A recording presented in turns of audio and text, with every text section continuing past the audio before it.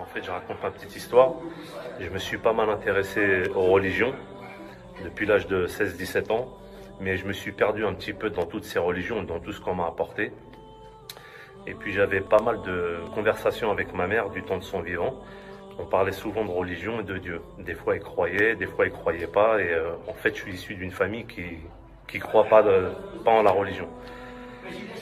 Et j'ai perdu ma mère il y a 1 an et demi, et de son vivant, je lui avais demandé, s'il te plaît, quand tu partiras, est-ce que tu pourras demander à Dieu quelle religion je dois suivre? Parce que pour moi, c'est très important.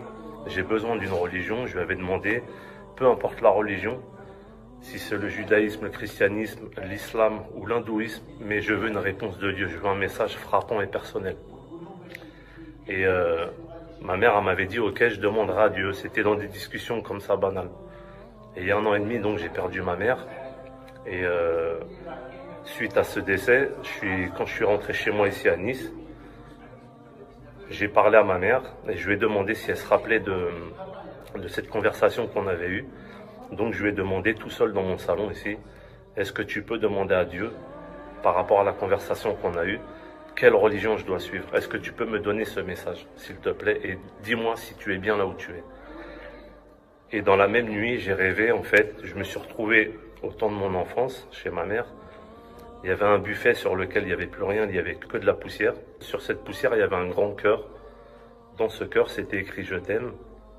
Et à côté du cœur, il y avait le mot « Maka ». Et je n'avais aucune connaissance de cette orthographe du mot Maka, M-A-2-K-A. Donc ce que j'ai fait, j'ai enregistré en texto ce mot. Et le lendemain, j'ai regardé sur Google et je suis tombé sur la Mecque. Et c'est là que j'ai compris qu'elle avait répondu à mon message par l'aide de Dieu. Et ça m'a fait réfléchir et j'ai voulu nier ce rêve. Et la nuit qui a suivi, j'ai fait un autre rêve, un second rêve. Et en fait, j'étais en train de vaquer à mes occupations. Et puis, d'un coup, l'image s'est figée. J'étais comme sur une photo ancienne et je me suis vu sur un tapis en prosternation, sur un tapis de prière. Et en fait, ce second rêve est venu confirmer mon autre rêve. Et c'est là que j'ai compris qu'il fallait que je m'intéresse à l'islam, que le mot Maka et que cette photo sur un tapis de prière n'était pas anodin.